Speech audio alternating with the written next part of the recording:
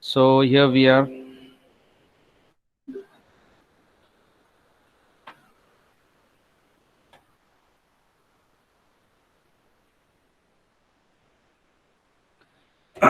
Okay, very good afternoon to everyone. Today we will be having the revision one on unit number 3. So we have completed unit number 3. Last lecture of unit number 3 was what we saw about different programming concepts like interfacing of peripherals with C, interfacing of how different interrupts are interfaced, how different interrupts can be used. All these things we have seen in the last lecture of unit number 3. So now actually we are going to have the revision of unit number 3. Before going to the revision, there are a few things which I'd like to request you. It's a request that I've given you a Google form in order to fill up the information. Yes, have you got that form, students? Hello. Yes, sir. You have got the form, a Google form I have given, and that Google form you have to fill it. And up till now, only 28 students have filled that form. That is all the information of yours, like right starting from SSC 12th mark sheet, then whatever the conferences or seminars or workshop you have attended, all those things are in that. So that information is required not only for NAC but also for the alumni updation as well as for the record, departmental record. So everyone is requested to fill that form as soon as possible. It's not that as such as big, because if you have all the soft copy documents with yourself, it just need to upload that. So this is the first request to you. And second request is that now the tutorial you have to upload. So exactly on the tutorial day, I will be giving you the link of Google form, and where you have to upload your tutorial. So tutorial 1 and 2, tutorial 1 will should be uploaded on this coming week, and tutorial 2 will be in the next week. So these are the two things which I would like to request you. So please hurry up and fill that form, Google form, as well as the scholarship forms also, because still 10 to 10 plus people have not filled the scholarship form. So I do feel so they should fill it. Now we will start the revision one. So this was the introductory part of ARM. So ARM Holdings is nothing but a fabless semiconductor company that develops processor system on chips, software, etc. ARM, actually full form of ARM, is an advanced RISC machines, which was invented in 1990, and whereas RISC is the main CPU design strategy implemented in its processor. Today, the ARM processors are found in almost any domain like handheld devices, consumer electronics, robotics, automation, etc. Processors that has been developed from ARM Internet Protocols IPs are used in embedded systems like smart TVs, smart watches, smartphones, tablets, computers, etc. Then this advanced RISC machine, or we also said can be saying it as an ARM processor, is defined as the family of the CPU that have wide usage in the electronic devices such as smartphones, wearables, tablets, multimedia players, etc.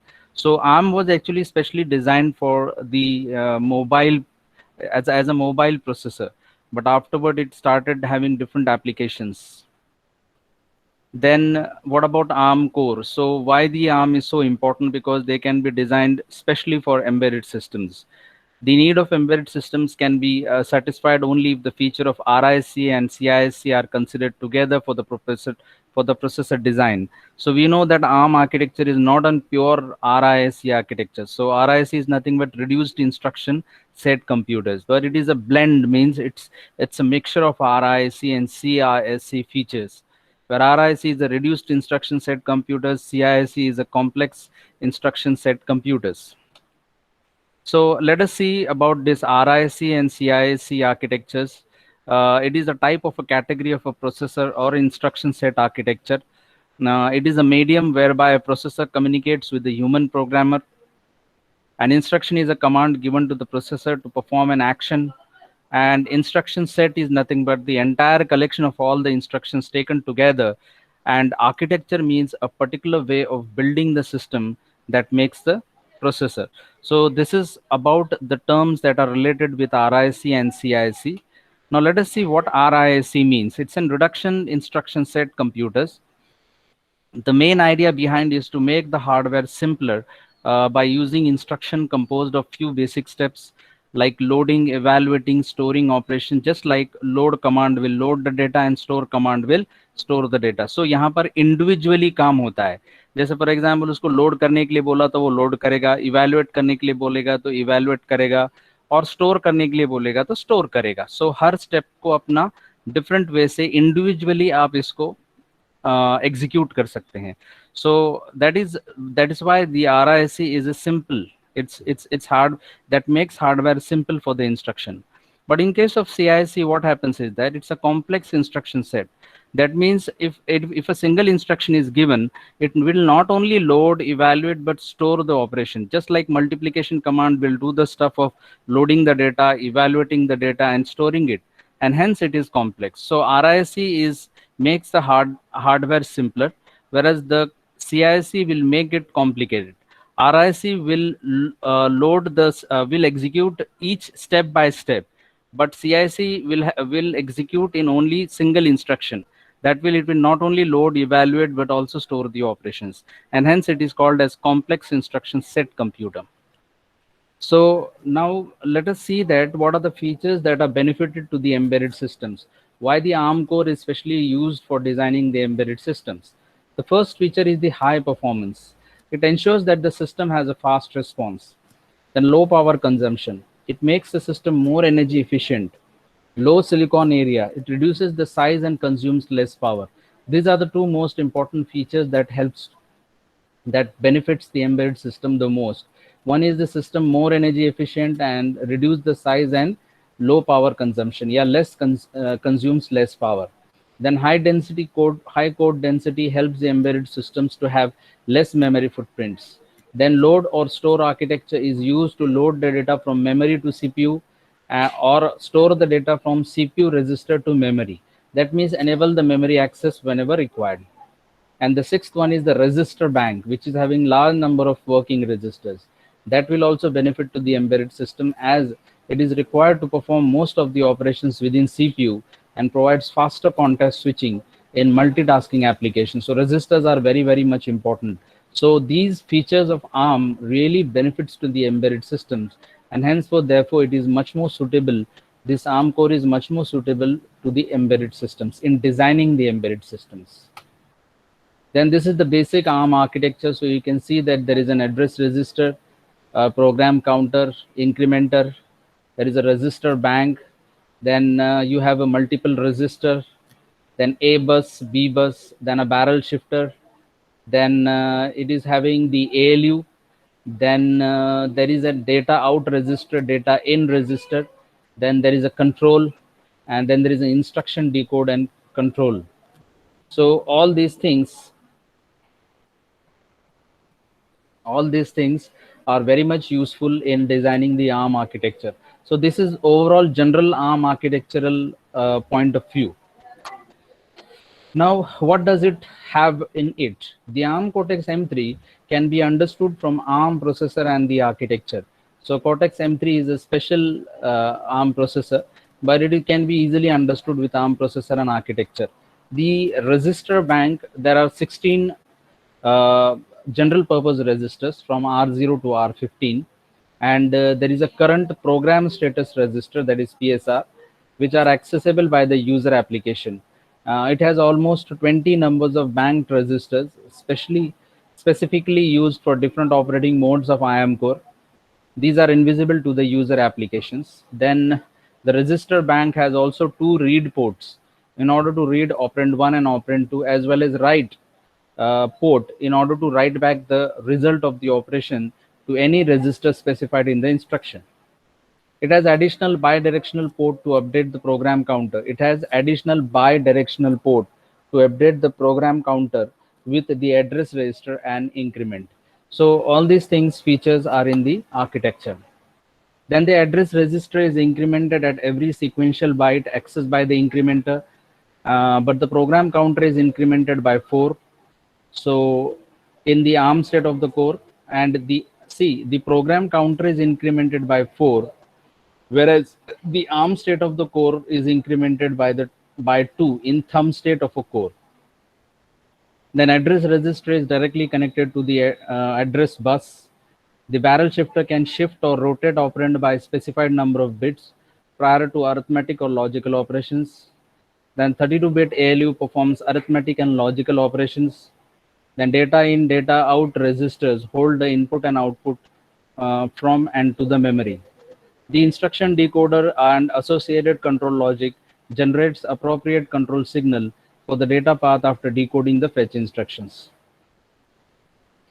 The MAC is also there, that is an used to multiply two register operands and accumulate. So memory accumulate with the another register holding the partial sum of the product.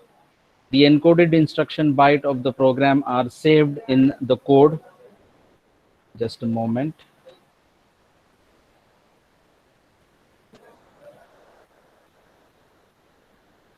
Okay.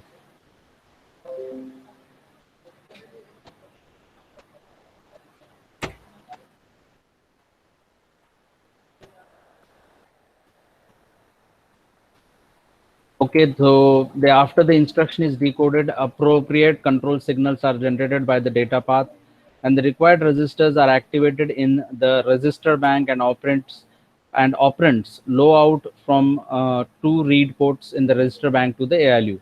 Operand 1 and operand 2. So operand 1 will go through the A bus and operand 2 will go through the B bus after pre-processing at the barrel shifter. The result of the operation at ALU is returned to result register through write port at register bank. You always remember that the two operands can be read with the help of two read ports, and the result can be stored in a result register through write port in the register bank. That is the most important thing which you have to understand. For load or store instructions after decoding the instruction, the data memory address is first calculated at ALU, and as specified in the instruction, and pointer register is updated to the register bank. See, for loading the instructions after decoding the instructions, the data memory address is first calculated at ALU, and then as specified in the instruction, and then a pointer register is updated at the register bank. So pointer register ऊपर की तरफ जाएगा. The address in the pointer register is given to the address register to access the memory and transfer the data. If it is a load multiple or store multiple instructions, the core does not halt before completing the required number of data transfer unless it is reset exception. जब तक reset exception देता नहीं तब तक वो halt नहीं करता है. Now we'll go to that was completely an ARM Cortex architecture. Now we'll go for this ARM Cortex series classification. So basically there are three types of ARM Cortex. One is A, second one is R, and third one is M. So A is nothing but Cortex application, R is nothing but Cortex real time, and the third one, Cortex M, is mainly based for the microcontrollers. Cortex A is built for advanced operating systems and exhibit the highest possible performance. It is built for advanced operating system. That thing you have to remember.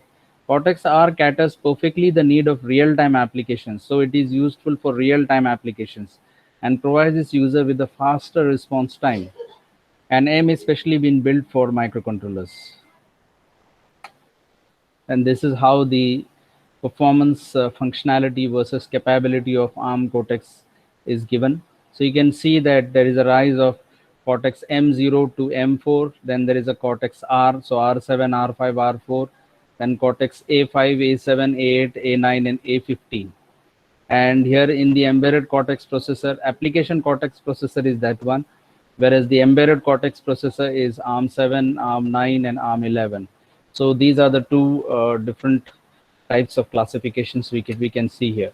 So this is how the Cortex A5 to A57, that is an application, Cortex A application, high performance, full OS support, smartphone, digital TV, etc.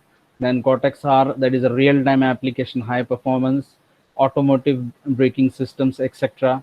And the Cortex M series, that is from M0 to M4, is a microcontroller built-up processor, which is a cost-effective solution for microcontrollers. Then we'll see Cortex A series.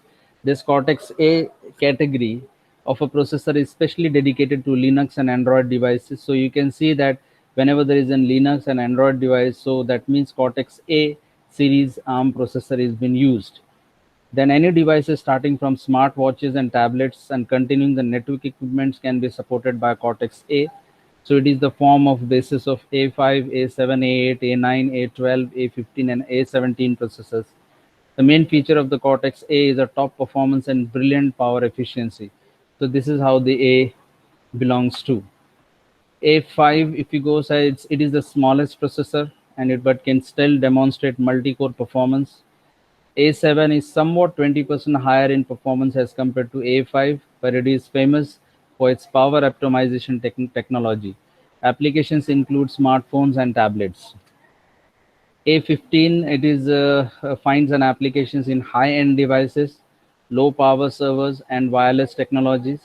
This is the first processor in the range that fits data management and virtual environmental solution. A17 is impressive as the effectiveness. That is why its main aim is to satisfy the need of premium class devices. A15 is the latest series produced by the company. It extends the areas of applications to low power server, demonstrate useful optimizing features, and create great concern from migrating from 64 bits to 34 bits. Then this is the applications of ARM Cortex A series, smart devices, variables, automotive systems, servers and networks, satellite receivers, and home gateways. Then we'll go to the R series, that is a real-time series. Cortex R processor mainly targets the real-time solutions. They find application in controllers, networking equipments, medium players, and other similar devices. The ARM processor provides great support for the automotive industry. Then Cortex R processor have a lot of in common with high-end microcontrollers, but at the same time have the ability to fulfill more scalable tasks. Then in which the first series is R4 series, that's where it is clocked to 600 megahertz. The main characteristics is the dual issue 8-stage pipeline and prefetch prediction. R4 controllers can quickly handle any incoming interruptions. R5 is take care of the networking and data storage. It extends the set of R4 features by adding improved efficiency and reliability. It allows the construction of strong systems with lightning fast response. Then the processors from this category R7 demonstrate a very high performance. It can be implemented, tools can be implemented for lockstep, symmetric and asymmetric multiprocessing. The generic interrupt controller is another significant feature that has to be mentioned. Then the third of the series is Cortex ARM series, M series. This is by far the most important series which we are going to concentrate a lot because M3 series is to be studied in detail in this unit. The Cortex M is known as an industry standard. It finds the implementations in FPGA, integrated memories, and clocks. Each of the design controllers is used to a particular segment of the market, more focused on lower end of the performance scale. They are still powerful when compared to most microcontrollers. M4 and M7 are used in many high performance microcontroller products with minimum clock frequency up to 500 megahertz. The performance is not only the factor when selecting this processor, but low power cost is also very important. The family contains variable products to different needs. So in the series, Cortex M0 is the first one. Very small processor for low cost, ultra low power microcontrollers and deeply embedded applications. Then Cortex M0 Plus, it is the more energy efficient processor for small embedded system with additional features like single cycle IO interface and vector table relocation. Cortex M1 is a small processor again designed and optimized for FPGA designs, same instruction set as M0. Then Cortex M3 is a small but powerful embedded processor for low power microcontrollers that has a rich instruction set to enable it to handle complex tasks easier. It has an hardware divider and MAC instruction. In addition, it also has a comprehensive debug and trace features to enable software developers to develop their application quicker. Cortex M4 provides all the features of M3 with additional it does have two things that it can use with DSP. and also and single instruction, multiple data, and faster single cycle MAC operation. M7 is a high performance processor for high end microcontrollers and processing intensive applications. M23 is having similar all the features of Cortex M0 Plus processor. Beyond that, it is having a trust zone security extension. M33 is also very much by for like a previous Cortex M3 and M4, but with much more better flexibility, design, better energy efficiency, and high performance. It also supports the trust zone security extension. Then we are going to see the overview of a Cortex M3 processor. It is uh, it is one of the first of the Cortex generation of the processor released by the ARM in 2006, and specially designed to target 32-bit microcontroller market. It provides an excellent performance at low gate count and comes with many new features previously available only in high-end processors. जो features high-end processors के लिए थे वो सारे के सारे M3 में आ गए. See, we have to concentrate on M3 because this is going to be the targeted microcontroller, which we have to study in detail. So we have to get all the things about this processor. So first is that it was released in 2006. Then it was primarily designed to target 32-bit microcontroller market. It provides excellent performance at low gate count and comes with many new features previously which were available for high-end processors. Then the Cortex M3 addresses the requirement of 32-bit embedded processor markets in the following way. So these are the things which are with the performance, how this performance of M3 is higher. One is the greater performance efficiency allows more work to be done without increasing the frequency or the power requirement.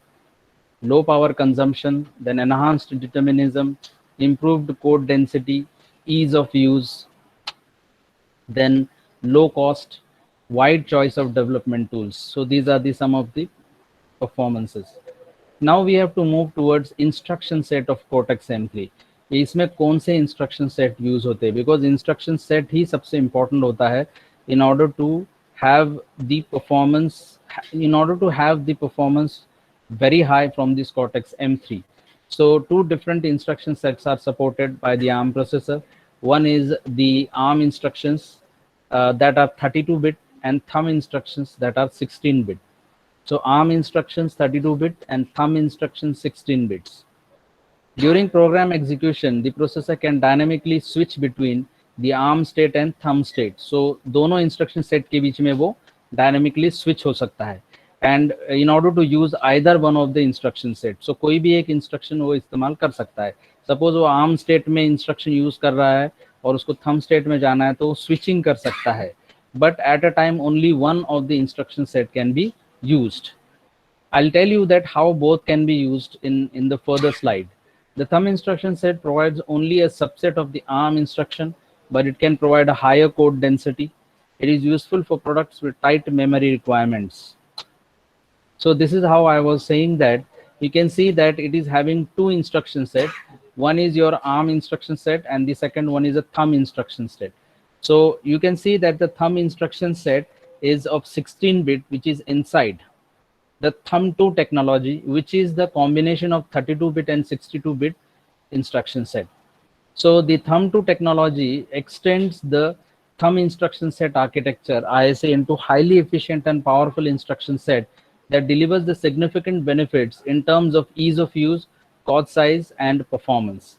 So this figure shows the relationship between thumb instruction set in thumb 2 technology and the traditional thumb. So one is the traditional thumb, which is of 16 bits, then Cortex M ARM state, which is of 32-bit, and the third one is the thumb 2 state, which is having 32-bit and 16-bit thumb instruction set. So this is the difference between the thumb 2 and thumb 1. So thumb 1 is of 16-bit, whereas thumb 2 is a combination of 32-bit and 16-bit thumb instruction set. The extended instruction set in thumb 2 is the superset of previous 16-bit instruction set with additional 16-bit instruction alongside 32-bit instruction. So that's why what I was saying. It allows more complex operations to be carried out in thumb state, thus allowing higher efficiency by reducing the number of states switching between ARM state and thumb state. This is very important. Higher efficiency by reducing number of states switching between arm state and thumb state. उनके बीच में switch हो जाते हैं ताकि reducing the number of states, in order to reduce the number of states. So that will be beneficial in order to carry out the operations.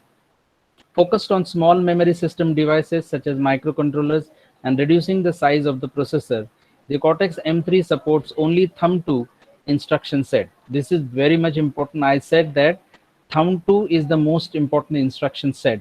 Like thumb 2 is nothing but the traditional thumb, which is of 16-bit, plus the extra thumb that is of 32-bit. So both instruction set together will be used by the Cortex M3. With support to both 16-bit and 32-bit instructions in thumb 2 instruction set, there is no need to switch the processor between thumb state and arm state. ये दोनों भी use होने की वजह से उनके बीच में switching की कोई जरूरत ही नहीं. The thumb 2 instruction set is very important feature of ARM7 architecture. The Cortex M3 processor instruction set has a large number of new features. For the first time, the hardware divide the instructions is available on ARM processor, and number of multiply instructions are also available on Cortex M3 in order to improve data crunching performance. It also supports unaligned data accesses. A feature was previously been supported or available on high-end processors. Then these are the applications. The first one is the low-cost microcontrollers. Second is automotive. Third is the data communications in industrial control, consumer products. Then we'll move towards the memory mapping. The Cortex M3 has predefined memory mapping. This allows the built-in peripherals such as interrupt controller and debug components to be accessed by simple memory access instruction. The predefined memory map also allows the Cortex M3 to highly optimize for speed and ease of integration in system-on-chip designs. The Cortex M3 design has an internal bus infrastructure optimized for this memory usage. In addition, the design allows these regions to be used differently. For example, data memory can still be put into code region and program code can be executed from RAM region. Overall, 4 GB memory space can be divided into the range shown in the next slide. So this is how the range starts from 0 into 0000 to 0 into FFFFF. So there is code, SRAM, peripheral, external RAM, external device, system level. So code is used mainly for program code. Also provides an exception vector table after power up. Then SRAM mainly used as a static RAM. Then peripherals mainly used as a peripheral. Then the external RAM mainly used an external memory. Then the system level is a private peripherals include built-in interrupt controller, NVIC, MPU control and registers. So this is how the memory mapping of ARM Cortex is. Then there is a bus interface also. The main bus interfaces are as follow: the code memory buses, system bus, and private peripheral bus. So the code memory bus is again divided into two buses. One is called I code and the other called D code. These are optimized for instruction fetches for the best instruction execution speed. The system bus is used. Second one, the system bus is used to access memory and peripherals. This provide access to the SRAM, peripherals, external RAM, external devices, and part of the system level memory regions. The private peripheral bus provides access to the part of system level memory dedicated to private peripherals such as debugging components. Then comes the optional MPU that is called as memory processing unit. This unit allows the access rules to be set for the privilege access and user program access. When the access rule is violated, a fault exception is generated. जैसे access rules को violate हो गया, fault exception is generated, and the fault exception handler will be able to analyze the problem and correct it. The MPU can be used in various ways. In common scenario, the OS can set up the MPU to protect the data used by the OS kernel and other privileged processors. MPU can be also used to make memory regions read-only to prevent accidental erasing of the data or to isolate the memory regions between different tasks. Overall, it can help the embedded system to become more robust and reliable. It also has a debugging support. So Cortex M3 is also having a debugging support.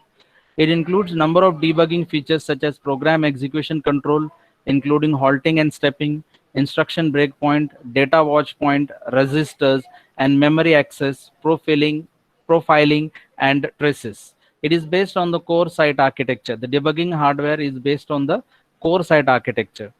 Unlike the traditional ARM processors, the CPU core itself does not have a joint test action.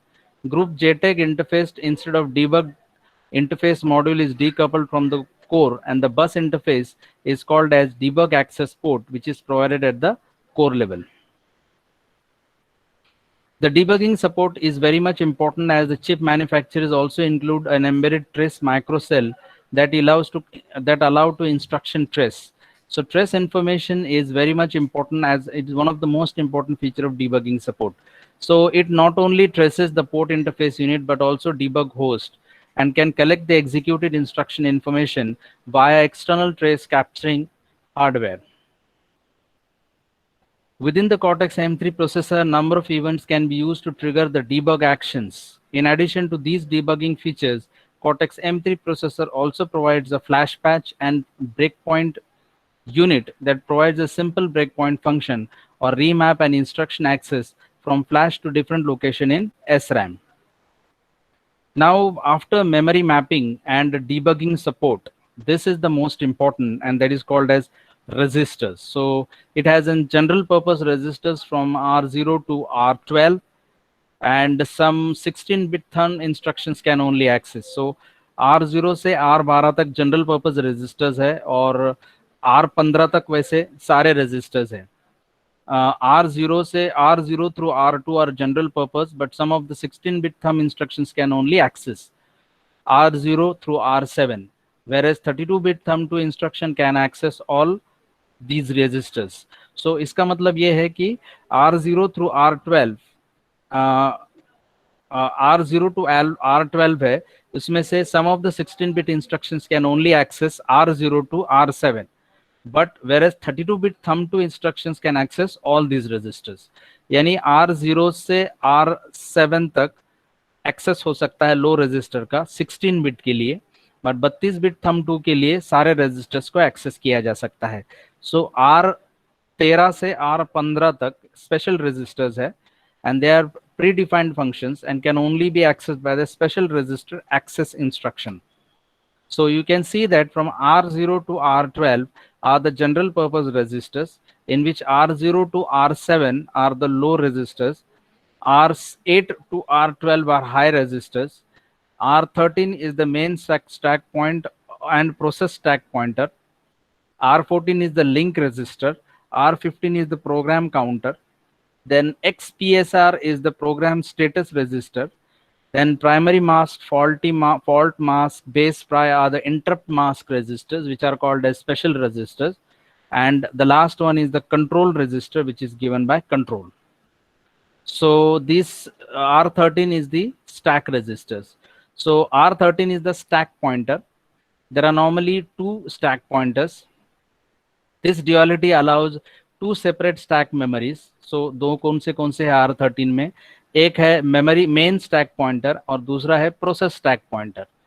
When using the register name R13, you can access only the current stack pointer.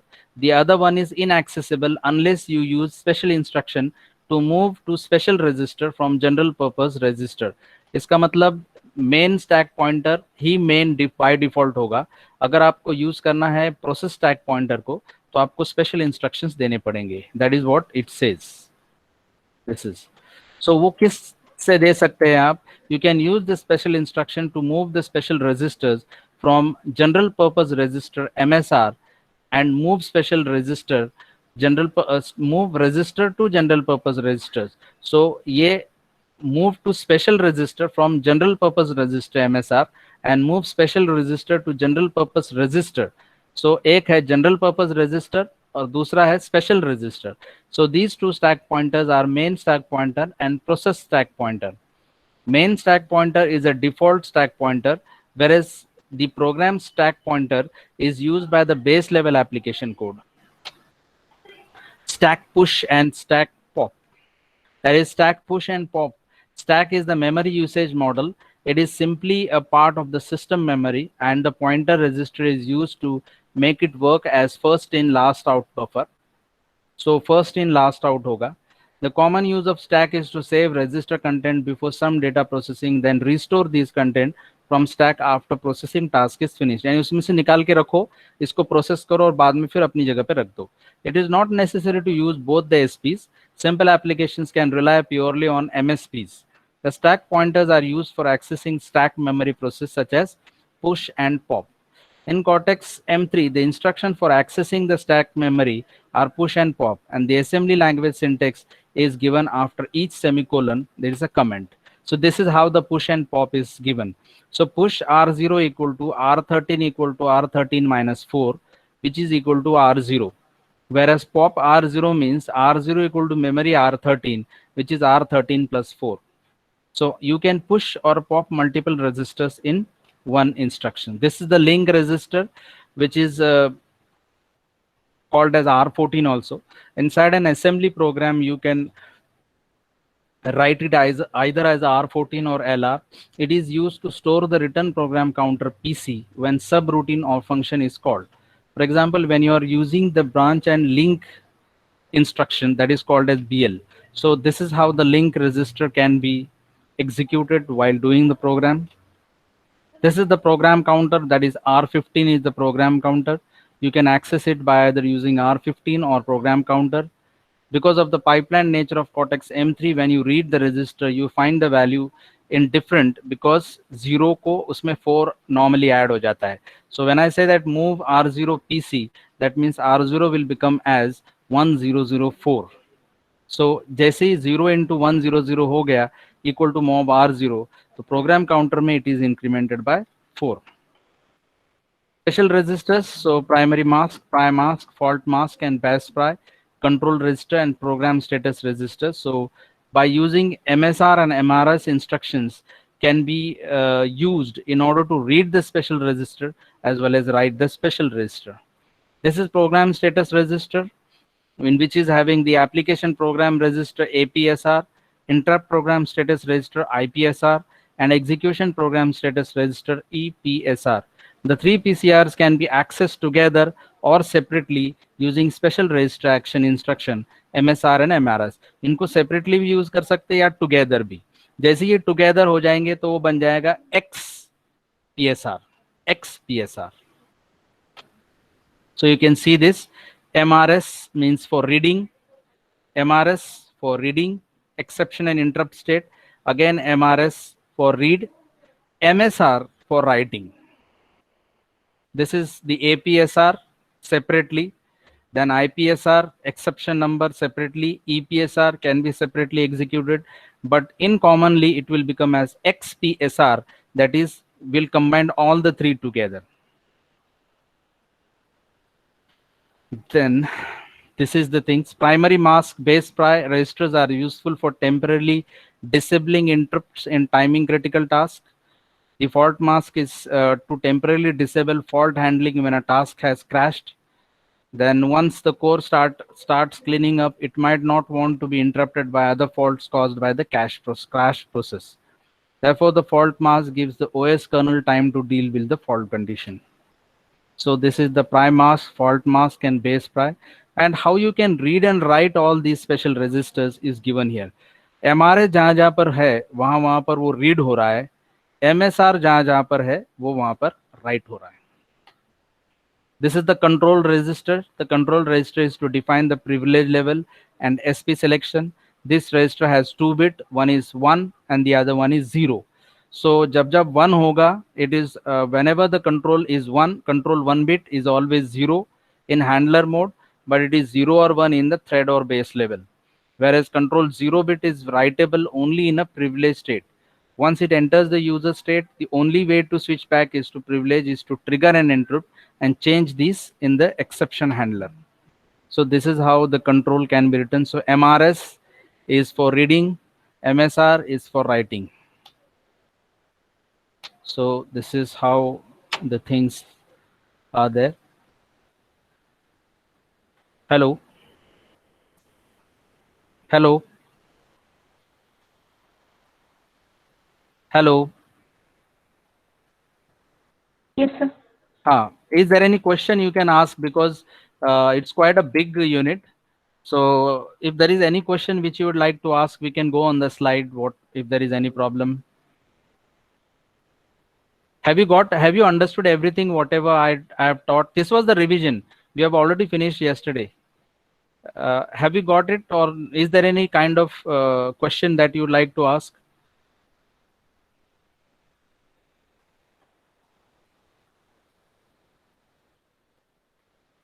Yes, students, you can ask frankly.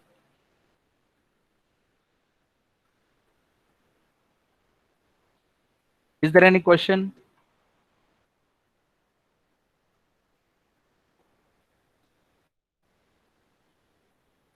Please ask if there is any question.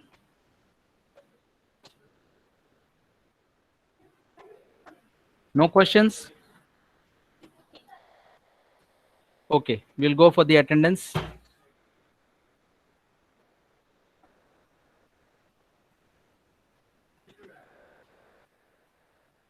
Roll number one. Roll number one. Yes, sir. Roll number. Okay. Roll number Yes, two. sir, present. Okay. Two. Two is there. Three. Yes, sir. Yes, sir. Okay. Four. Five. Six. Yes, sir. Seven. Yes, sir. Eight.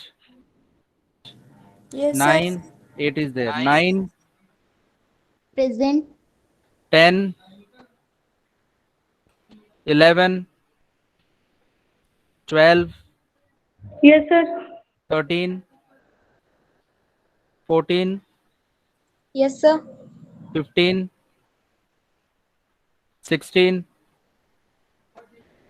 17. Yes, sir. 18. 19.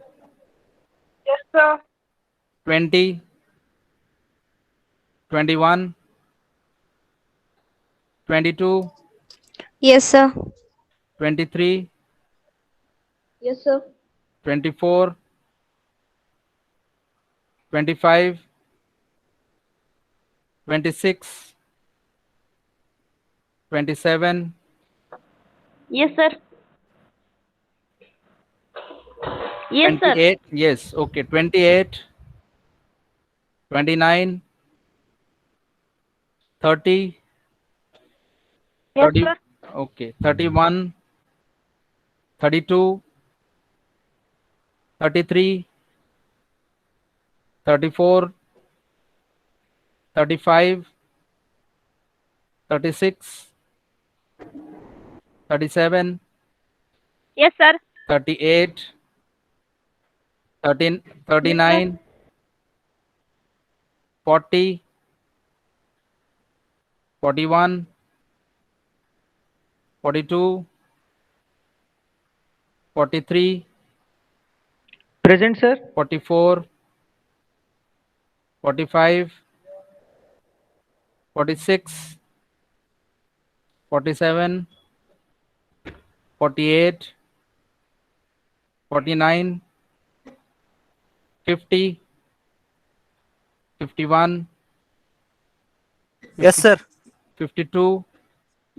Present. 53. 54. Yes, sir. 55. Present. 56. 55 is there. 56. 57. Present, sir. 58. 59. 60. Present, sir. 61. 62. Okay. Any other number? Any other number remaining?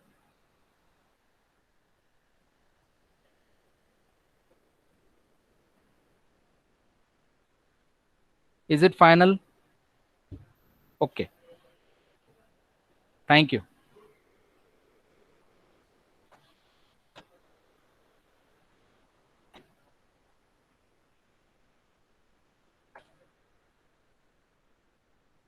Please call here absent number also.